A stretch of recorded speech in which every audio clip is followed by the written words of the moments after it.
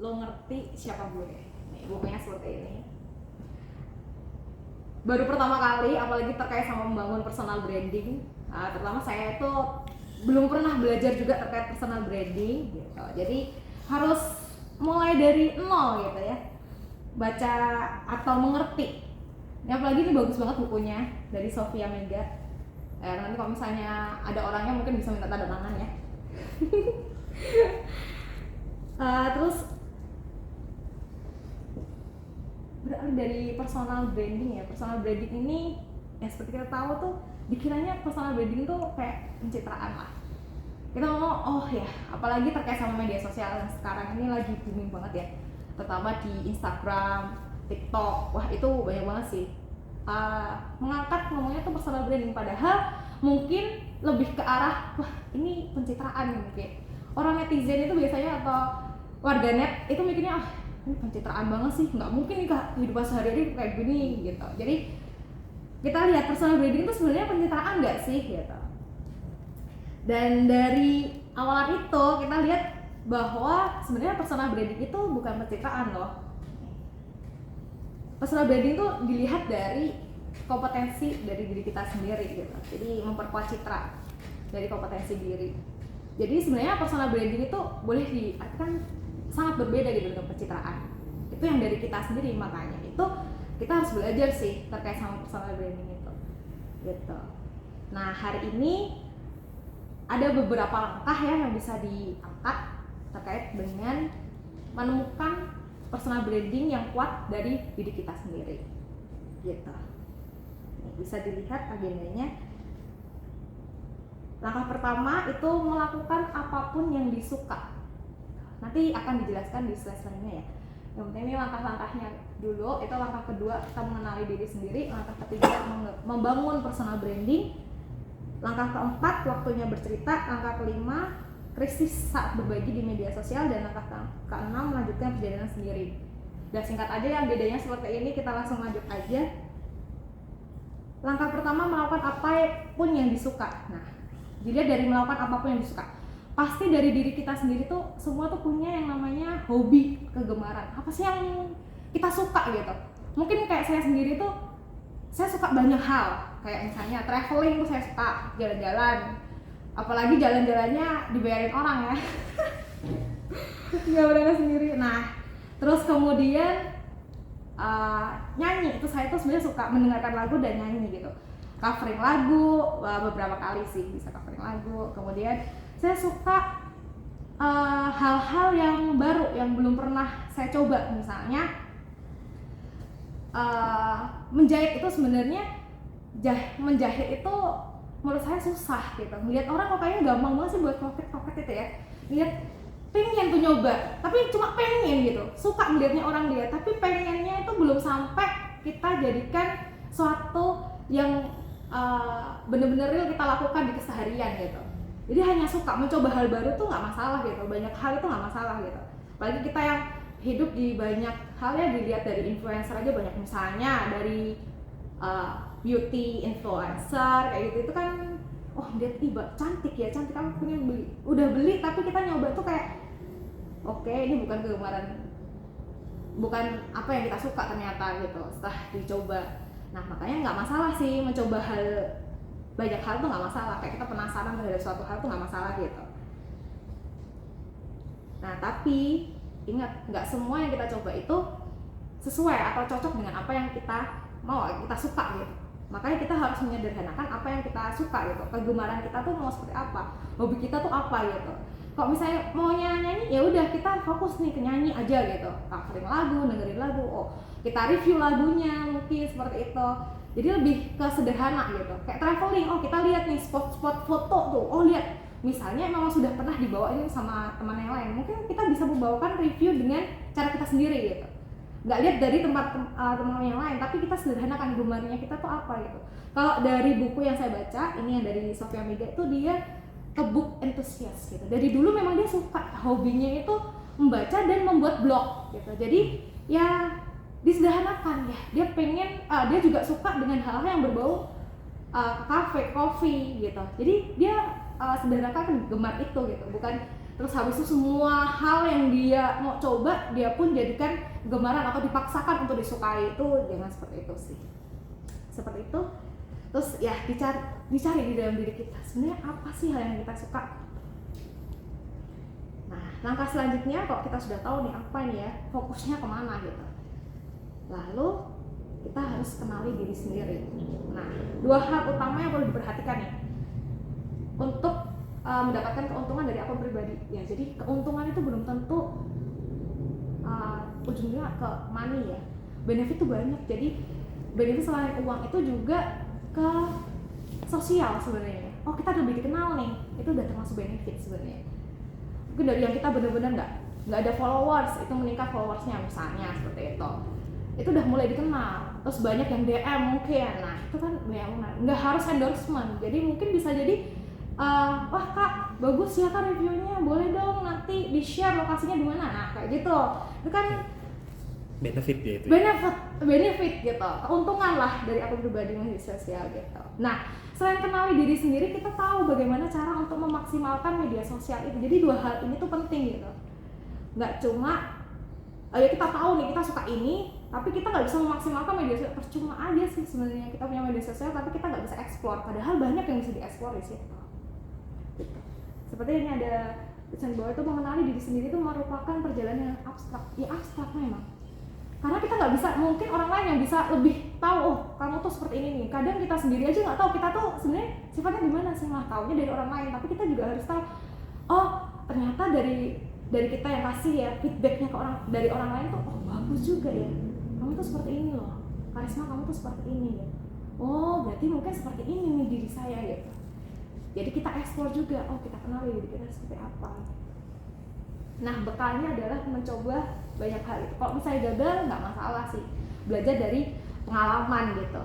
Jadi belajar dari kegagalan tersebut. Kalau berhasil ya kita kembangkan lagi, kita explore lebih jauh. Sebenarnya kalau misalnya kita nyanyi, mungkin kita mau kompetisi, ikut kompetisi Indonesian Idol mungkin ya, siapa tahu bisa. Kan kita nggak pernah tahu, nggak coba bekerja, kita juga mau explore diri. Apa mendapatkan keuntungan yang lain, mungkin diundang untuk nyanyi di kafe mungkin, bisa jadi nih.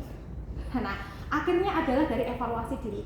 Apa benar sih yang kita lakukan ini sesuai dengan apa yang kita mau sebenarnya? Kita explore di media sosial juga, itu sesuai enggak? Jadi evaluasilah diri kita. Nah kita lihat ya, setelah ini terkait dengan personal branding. Sebenarnya personal branding itu apa sih? Ya seperti saya sudah sampaikan di awal ya tadi ya, memaksimalkan dengan apa yang kita miliki. Jadi explore diri kita untuk mendapatkan hubungan kepercayaan dengan orang lain. Benar. Nah ini yang paling penting sih, bonding ya, namanya juga bonding ya, bondingnya ke orang gitu, bonding ke orang, ikatan itu. Kok misalnya percaya, orang lain percaya sama kita, itu akan jadi jauh lebih nikmat. Oh sebenarnya dengan apa yang kita tampilkan tuh orang tahu ini seperti ini loh orangnya tuh, si karisma tuh seperti ini bentuknya. Nah membangun kepercayaan, misalnya memang dari karisma, misalnya orang lain, wah jujur ya orangnya tulus ya, terlalu banyak kasih sayang ya gitu. Nah kok sama orang tuh kayak perhatian banget sih gitu loh. Lah membangun kepercayaan. Jadi nggak mungkin karisma tuh melakukan pembunuhan, misalnya ada kriminal, oh nggak mungkin ini, masa dia dari sosial media aja seperti ini, dia tidak menimbulkan kriminalitas, nggak mungkin. Nah itu dari personal branding seperti itu. Jadi membangun kepercayaan, bahkan mungkin netizen yang akan membantu kita juga kalau misalnya ada masalah. Itu bisa jadi seperti itu ini ya. Nah, jadi jangan takut sebenarnya, kita explore diri, kita dilihat orang lain baik ya, memberikan positive vibe ke orang lain, dia percaya ke kita. Ya kayak review aja ya, review kayak beauty influencer itu ya, review kosmetik ya.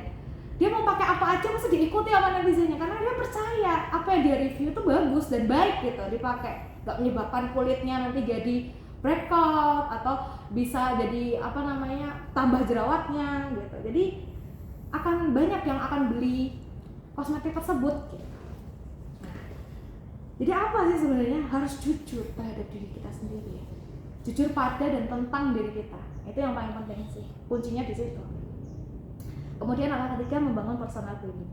Ini ada 3 faktor personal branding yang kuat ya, dilihat dari khas, relevan, dan konsisten. Nah ini yang paling harus dibangun sih teman-teman.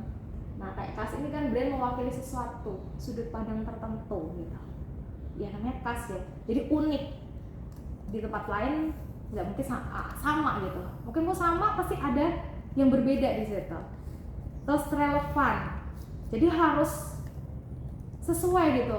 Apa yang diwakili brand itu terkait dengan apa yang dianggap penting. Jadi orang lain tuh menganggap itu tuh penting gitu. Kita unik dan itu orang lain juga butuh gitu. Jadi penting di mata orang lain. Dan yang paling penting konsisten. Nah ini yang paling susah nih sebenarnya, konsisten. Menjaga supaya berulang terus-menerus dan kita lakukan terus-menerus. Ini kadang itu hal yang paling sulit kita jalani, terutama untuk explore di media sosial ya. Sebenarnya kalau misalnya kita tiap hari kayak misalnya upload story 10 story setiap hari, kita konsistensi gitu. Nah dari konsistensi itu mungkin orang-orang wah ini sering nih, kayak TikTok aja ya, FYP ya, muncul terus itu sampai bosan, muncul terus sampai ada yang mungkin ngomen, waduh ini masuk terus nih FYP aku gitu, tolong nih. Padahal mungkin nggak penting-penting amat, kayak mungkin masih cuma gosok gigi doang, terus dilihatin gosok gigi terus gitu, kayak nggak penting-penting amat. Tapi jadi pengen tahu jadinya kan, gara-gara gitu komen, pertama komen, kedua masuk FYP lagi, lihatlah profilnya gini, ternyata bagus juga ya isinya, nggak cuma isinya menggosok gigi, ternyata banyak aktivitas yang dilakukan, yoga, ternyata dia nge-gym, dia nge-review gym, bisa jadi seperti itu. Jadi ya konsistensi itu perlu sih kalau misalnya mau meningkatkan atau menggali itu keuntungan dari media sosial, membangun personal branding. Terus untuk manifesto ini ada 3 tahapan ya. Yang pertama adalah kompetensi, standar dan gaya. Yang kedua personal brand, platform dan promise. Ini bisa dilihat sih ya, seperti kita tadi sudah belajar dari mengenal diri, kita udah tahu nih apa yang kita suka, udah tahu ada personal branding itu sebenarnya seperti apa. Nah sekarang saatnya kita tuh lebih mengkerucutkan gitu, dari kompetensi, standar, gaya, setiap dimensi dari personal brand kita itu seperti apa. Terus ketahuilah apa yang paling dominan sih sebenarnya dari sifat personal brand. Jadi apa sih yang paling dominan? Nah itu yang dikerucutkan. Terus terakhir adalah komitmen atau janji.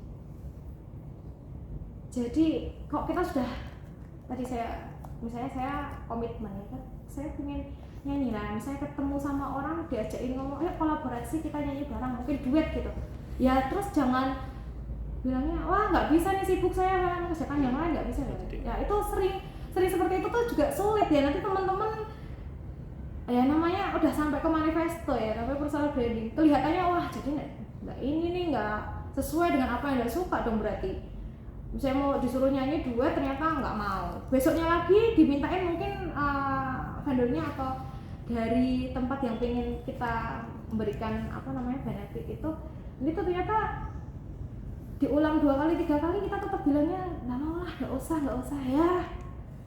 Dia mungkin dia sendirian ya, tapi dia punya teman-teman di balik itu ya. Jadi nanti kalau misalnya udah tahu seperti itu, wah ini komitmennya nggak ada nih, janjinya nggak ada, janji buta doang gitu. Jadi kita harus membangunnya tuh dari benar-benar kuat lah. Makanya kita harus bisa memaksimalkan 3 tahapan ini biar tahu nih sebenarnya personal branding kita tuh di mana. Nah, dilihat ya skill utama yang saya punya dari brand saya itu, skill utamanya tuh apa ya? Dari kompetensi, standar dan gaya itu kita bisa tahu skill kita tuh sebenarnya apa sih, keahlian kita tuh apa gitu. Terus kemudian gimana standar pengerjaan saya dan cara saya bersosialisasi. Jadi tadi kan ada platform dan promise gitu. Nah, dilihat di situ yang paling utama adalah skill yang paling utama itu apa, janjinya tuh apa gitu. Dilihat dari manifestonya. Kompetensi, peran kita pada orang lain, standar, bagaimana kita melakukan, dan bagaimana gaya itu bagaimana kita berhubungan dengan orang lain. Jadi nanti kita tahu nih platform sama promise-nya tuh apa. Ini saya beri contoh ya yang punya Sofia Mega itu seperti ini. Nah kompetensinya tuh dia memang book antusias ya, tadi saya sudah sampaikan di awal. Terus konten kreator, dia bikin memang dari blog awalnya, terus kemudian dia merambah ke Instagram. Dia punya Instagram sendiri juga gitu. Ya dia akan mengulas terkait dengan apa yang dia suka. Ya di Instagramnya isinya buku-buku juga, ya ada yang kafe, karena dia memang kalau mau membuat blog apa dia pergi ke kafe gitu. Terus lihat, nggak usah belajar dari banyak hal. Dia tuh bilangnya, jadi nggak usah, maksudnya bukan nggak usah lihat dari banyak hal, maksudnya dilihat dari fokus aja. Misalnya kafe nggak harus kalian tahu tuh kopi yang kalian minum tuh apa, rasanya apa. Nanti kalian bisa juga di kafe tuh nanti tahu-tahu nanti ada berhubungan dengan orang yang ternyata di barista. Kafe ini tuh rasanya gini-gini, nggak usah cari tahu-tahu dalam gitu. Ternyata ada yang memberitahu gitu. Terus communication student ya, author. Terus standarnya apa? Produktif, do impactful thing on me. Jadi dia akan melakukan apa yang bisa berimpact atau berdampak pada orang lain. Produktif. Gayanya tuh apa? Sharing. Terus jujur, melakukan kolaboratif. Nah, platformnya, jadi gimana dia mau apa namanya, standarnya atau mau bentuknya seperti apa gitu ya. Dia bentuk dia pengen memberikan apa yang dia suka itu dengan cara ya kita harus bisa produktif dan kita memberikan dampak pada orang lain. Makanya brand platformnya adalah produktif gitu. Terus promise-nya adalah komitmen atau janjinya adalah memberikan dampak yang terbaik buat orang lain. Nah, ini langkah keempat, waktunya bercerita. Nah, ini paling penting nih. Ini langsung lihat ke teknikal ya nih. Dia dari Instagram. Nah, ini dari sosial media ini lebih mengarah ke Instagram gitu. Gimana dia lihat ada bio, konten, hashtag pribadi, fitur terbaru di sana itu kan ada ya. Instagram itu ada bio ya. Nah, itu diisi dengan hal-hal yang kalian suka, misalnya, tapi unik gitu. Jangan yang semua orang punya, tapi kalau nggak bisa ya nggak apa-apa, dikreasikan gitu, isinya dikreasikan. Terus seperti, nah ini berkaitan dengan konten yang kita masukkan gitu. Kontennya tuh nanti mengarah ke bio gitu, dengan hashtag yang kita punya. Kalau bisa punya hashtag pribadi ya lebih bagus lagi, kalau nggak punya ya nggak masalah, tapi buatlah sesuatu yang berbeda dari yang lain. Ya kayak saya lihat kalau misalnya di Instagram tuh ada juga, atau lebih ke TikTok sih. Kalau saya tuh lebih suka melihatnya dari TikTok. Dari TikTok itu dia punya nih, dari awalnya tuh dia kayak senam-senam ibu-ibu, dia suka bukan ngajarin sih, dia tuh kayak buat dia tuh kayak lucu-lucuan lah buat senam ibu-ibu gitu, lucu-lucuan. Tapi terus ya di-impact sama ibu-ibu tuh bagus semua gitu. Dia buat bio tuh sebenarnya nggak terlalu signifikan banyak senam ibu-ibu dan apa, enggak. Dia pun juga nggak ngomong kalau dia tuh lawak gitu ya, nggak juga gitu. Tapi kontennya itu nyampe gitu, wah suka dia sama ibu-ibu tuh, jadi suka ngeliatnya. Wah ini bisa nih buat acuan senam, ini bisa nih buat ini gitu, gerakan-gerakannya tuh cocok gitu. Dia bisa kasih tahu gitu strateginya gitu ke ibu-ibu. Jadi ini bisa nih dipakai buat senam ibu-ibu, senam-senam kompleks. Tapi dia merambah, selain itu dia bisa kan hashtag pribadi mungkin dari yang dia nggak punya gitu, kayak misalnya senam terus kayak dia lucu-lucuan sama nyanyi, dia akhirnya nambahin nyanyi gitu. Nyanyinya juga lucu-lucuan, Kereta Api sebenarnya kayak suaranya bagus, tapi dia buat nggak bagus belas gitu. Tapi banyak yang nonton juga karena dia buat keunikan. Nggak nyanyi kalau yang biasa-biasa aja banyak, apalagi Indonesian Idol itu sudah artisnya luar biasa, udah masuk ke Indomusik semua, nggak masalah gitu. Tapi dia buat yang versinya dia gitu, bisa nggak masalah. Jadi hashtag pribadi mau singing atau cover song gitu, tapi dia buat keunikan yang lainnya belum pernah punya gitu. Kok cuma cover lagunya buat yang semenarik mungkin, nggak semuanya punya. Terus kehidupan tatap muka, cara berkenalan, berbagi minat, jaga kredibilitas dan meluaskan networking. Itu ya dari sosial media kita juga belajar sih dari buku ini juga. Maksudnya ketika di kafe pun mungkin kita nggak ngerti karena mereka mungkin dari sosial medianya juga sudah punya personal brand ya. Jadi dilihat dari Instagram atau sosial medianya, dia tuh sudah oke gitu. Maksudnya orang lain tuh bahkan bisa kenalin dia tanpa dia tuh kenal sebenarnya siapa, temen kayaknya bukan, tapi ada yang datang, ini Sofia Mega ya gitu di jalan. Nah dari situ berarti kenal. Aku suka lo baca bukunya bagus loh, ini bisa lo bantu aku untuk bisa membangun personal branding ya. Salah satunya seperti itu. Dia punya beberapa buku lainnya sih selain ini. Nah itu. Jadi cara berkenalan ke orang atau berbagi minat itu bisa terjadi ketika kita punya personal brand yang kuat. Kasih tahu lah dirimu itu siapa sebenarnya. Nah ini ada salah satu sih lebih mendalam terkait dari yang Instagram ini tuh. Prinsip utama untuk membuat kontennya, pastikan yang kita lakukan adalah apa-apa yang membuat kita bahagia terlebih dahulu. Ini penting sih ya. Tadi kan suka itu berarti identik dengan kita harusnya bahagia untuk melakukan gitu. Kita mencoba banyak hal tapi belum tentu kita suka dengan apa yang kita lakukan gitu. Kita harus bahagia dengan apa yang kita mau, ya kita suka gitu. kemudian memikirkan relevansi terhadap orang lain, berdampak atau berimpact nggak sih ke orang lain, terus itu tuh penting nggak sih sebenarnya buat orang lain gitu. Hashtag pribadi tuh ya tadi saya bilang nggak harus kita punya hashtag pribadi, nggak masalah, tapi berilah itu menjadi sekreatif mungkin yang berbeda dengan yang lain. Terus highlight Instagram story ini bisa macam-macam ya teman-teman. Jadi story itu nggak yang cuma sedetik 2 detik gitu atau foto aja, itu nggak harus itu aja. Buat aja mini vlog, tutorial beberapa detik tapi itu bermanfaat, impactnya luar biasa loh. Kayak kita kereta ini ada pengalaman juga. Saya tuh pernah naik kereta. Nah kebetulan sebelah saya itu ternyata manajer marketing KI. Saya juga terkaget-kaget. Ternyata ada dia tuh bilang, tahu nggak kamu kalau di kereta api tuh bisa loh pesan makanan. Nah kebetulan saya tuh ya kok ya rada nggak pernah tahu gitu, karena fitur-fitur di KA itu kadang kan kalau sudah diupdate ada yang baru lagi ya. Kebetulan saya pada saat itu nggak ngerti tuh caranya mesen makanan dan minuman lewat KAI Akses. Nah dibilang ini loh caranya seperti ini loh, kamu gampang banget, cuma lihat aja sekolah makanannya, dibuka aja di KAI yang tempatnya ada food gitu, kayak food, terus nanti tinggal buka terus diisi. Nah buatlah tutorial, dia sampai bilang gini, kamu buat tutorial aja, nanti buat teman-teman nanti datang ke kereta kan siapa tahu dibutuhkan, impactnya besar. Ibu-ibu atau bapak-bapak mungkin nggak pada tahu, dia mungkin kalau misalnya FYP ternyata, atau masuk Instagram story yang di headlight ya sama Instagramnya, jadi itu muncul terus, itu bisa membantu orang banyak loh. Jadi nggak usah nungguin tuh pramuniaganya atau ya kayak pramugaranya untuk datang dulu membawakan makan. Ini gerbongnya 11 ya lumayan ya nunggunya. Ya kalau dia lewat, kalau dia ternyata nggak lewat ya mas, ya mungkin dilewati tapi kan pas kita tidur atau apa ya sisa bisa jadi kan. Nah itu dengan cara seperti itu tuh gampang banget dan mereka akan datang menghampiri gitu. Bayarnya juga langsung, nggak harus cash, bisa lewat bank, kiris, bisa semua. Jadi ya buatlah tutorial yang bermanfaat juga gitu. Buat foto, buat video yang bagus, itu banyak tutorial seperti itu. Jadi foto-foto, 1 video 9 foto, hasilnya estetik, bisa gitu. Terus list post, Q&A ya ini. Siapa tahu kita butuh informasi nih terkait ya, ini salah satunya tuh kadang tempat-tempat unik. Terus kalau misalnya kita ke tempat yang kita nggak pernah datang ke sana, bisa loh ngasih question and answer. Jadi dibuat aja.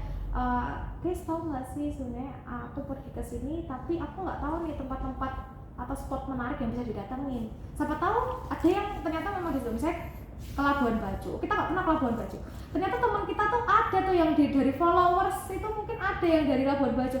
Nah, Kak ini loh bagus kesini. Nah, itu bermanfaat juga buat kita, benefitnya banyak sekali. Makanya ini penting nih, cerita pribadi, mention untuk apresiasi ya, sesekali kita bisa mention apa nih, misalnya tuh bagus ya, ternyata ada CEO dari mana gitu ya mungkin CEO Kimia Farma ya, bagus nih headlightnya, kita kasih apresiasi, mungkin diambil dari Instagram beliau gitu, dipindahkan ke story kita, ternyata itu memberikan sesuatu yang berdampak positif buat kita gitu. Kita bisa share ke teman-teman yang lain, siapa tahu itu juga bisa berdampak terhadap teman-teman yang lain juga. Sekali apresiasi, oh bagus ya Pak, ini bisa dipertahankan, oh Pak mungkin ada misalnya, bisa jadi seperti itu, siapa tahu ya. Terus mengikuti tren yang ada sesekali ya, nggak usah terus nanti ada tren ini ya, kayak sekarang ya tren yang terbaru itu baju apa itu namanya, cewek-cewek itu ya, yang kue, yang mamba kayak gitu. Oh, bumi kan ada lagi tren nih, semua pada ngikutin loh. Ya nggak apa-apa, Citayam Fashion Week ya kan, bisa. Terus nanti semua buat nih di sini, kalau di Semarang Simpang 5 Fashion Week loh, ada juga ini Sabtu Minggu nih.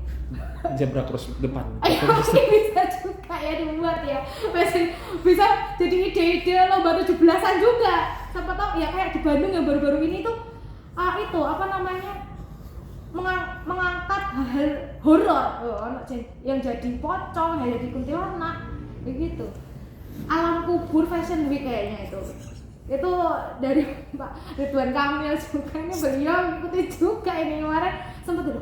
Oh ternyata bisa booming ya, sesekali ngikuti tren nggak masalah, tapi nggak setiap kali ada tren kita ikutin, jadi kayak gagap ya jatuhnya gitu. Jadi nggak nggak harus gitu ngikuti tren, tapi nggak apa-apa kalau mau ngikuti sekali. Behind the scene ya kita buat lah. Biasanya kita nggak tahu, kita buat video bagus banget itu siapa tahu behind the scene-nya tuh aneh-aneh gitu, malah bikin orang tuh penasaran, wah ini ternyata effortnya gede ya gitu. Jadi mereka bisa memberikan apresiasi yang lebih ke kita ya, seperti itu. Nah selain tadi bahagia-bahagianya, benefit, keuntungan, nah sekarang sebenarnya ada krisisnya juga, hal-hal yang mungkin membuat kita itu wah apa kita stop aja ya, kita berhenti aja ya gitu, atau malah membuat kita jadi kayak seolah-olah pencitraan tadi itu. Nah ini yang krisis saat berbagi media sosial ini juga salah satu yang membuat kita ya harus diperhatikan juga gitu, nggak asal membuat di media sosial itu personal branding. Bisa dilihat di sini self obsession. Nah ini yang tadi sudah saya sampaikan ya, jadi kayak star syndrome, melihatnya tuh kayak wah aku tuh punya sesuatu yang bisa dibanggakan gitu, menjadi populer tuh jadi seenaknya sendiri ya. Kayak ada juga yang JJ Slebeo sosokan gitu ya, JJ Slebeo. iya sebelum ya itu salah satunya juga itu, wah krisis itu sindrom star ya, dia merasa sudah jadi kayak artis gitu. Jadi kalau dipikir-pikir ya buatlah diri kalian tuh kalau sudah merasa oh bisa memberikan impact atau dampak yang luar biasa, tetap rendah hati sih, tetap harus memberikan positive vibes gitu. Jadi ke orang lain tuh juga enak, dilihatnya juga enak gitu. Jadi nggak sampai ke sindrom star. Terus jago ngomong doang lah, ini krisis yang luar biasa nih. Ngomong nggak ada actionnya, percuma. Jadi kayak ngomongin orang, review tapi dari ngomongnya orang tapi ternyata ngomongin orang gitu.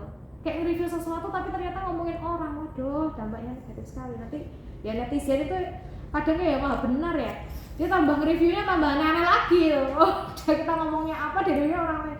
Jadi jangan jago omong doang, kita sampaikan yang benar-benar ada, real, dan itu memang bisa dilaksanakan gitu. Dampaknya juga oke buat orang lain, penting gitu.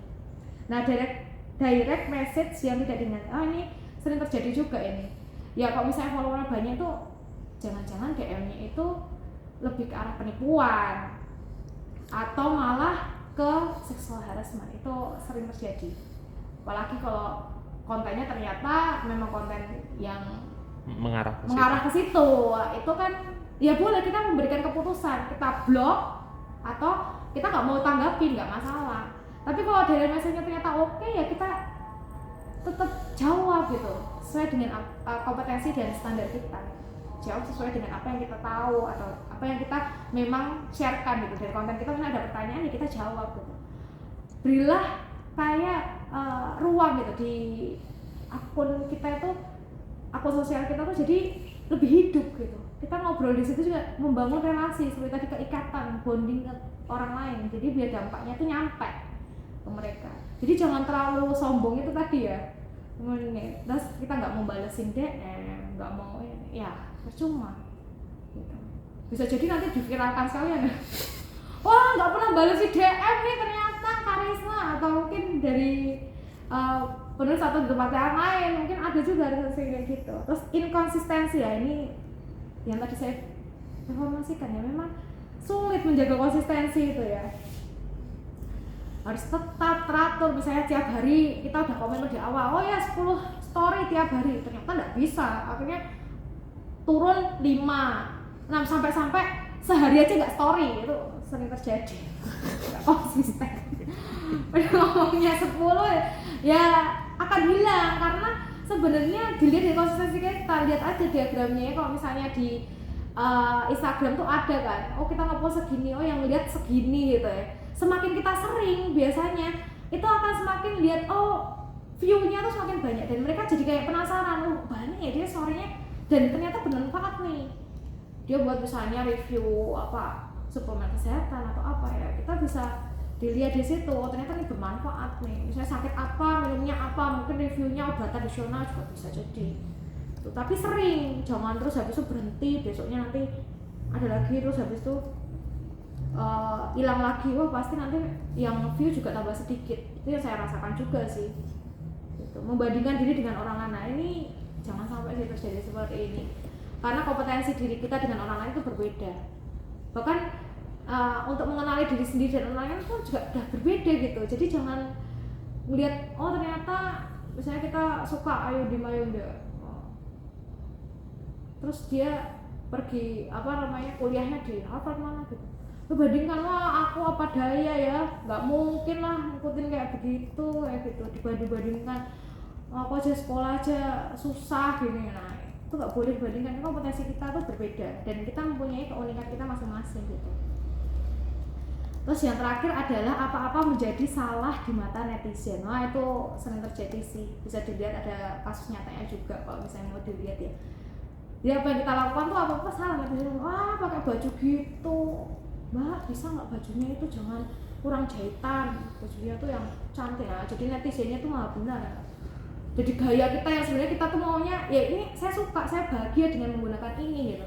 Tapi netizennya wah itu nggak cocok, itu nggak bagus. Misalnya dia badannya ternyata overweight, misalnya bajunya tuh terlalu ketat gitu, orang lain udah mikirnya wah itu nggak cocok belas gitu, kamu kurusin dulu aja. Itu kan jadi kayak body shaming ya. Apa salah, kita mau pakai apa sih salah, minum aja mungkin salah, dia juga nafas aja mungkin salah gitu di depan netizen. Kamu hidup salah. Iya hidup aja salah, itu sulit. Nah itu kan namanya krisis ya, kita harus siap ya, namanya kita mau pasar diri, kita harus siap untuk menghadapi krisis-krisis seperti ini.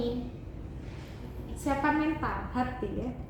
Yang terakhir adalah lanjutkan perjalanan sendiri ya. Kita mau ke arah mana kita bawa ini ya itu ya dari kita sendiri. Kita nggak bisa minta, masa kita buat sosial media minta orang lain yang buat, kan nggak mungkin. Pasti kan dari kita sendiri ya, kecuali akun fans ya. Kalau fans itu kan ada akun fans tuh pasti kan menjadi idolnya karena dia suka dengan idolnya gitu. Jadi akhirnya buat akun fans ya, kumpulkan orang-orang yang suka, terus kita berikan ada kayak event-event dia yang bikin. Nah itu mungkin seperti itu ya. Tapi kalau mau dari sendiri tergantung dari kita. Kalau kita mau ngasihnya seperti ini, dampaknya yang terbaik dari kita untuk orang lain seperti ini ya jalankan seperti itu. Itu keputusan di tangan kita sendiri. Ya sudah sih. Terima kasih, semoga bisa bermanfaat ilmunya ini dari baca saya dan beberapa sedikit pengalaman yang bisa saya share seperti itu. Terima kasih banyak.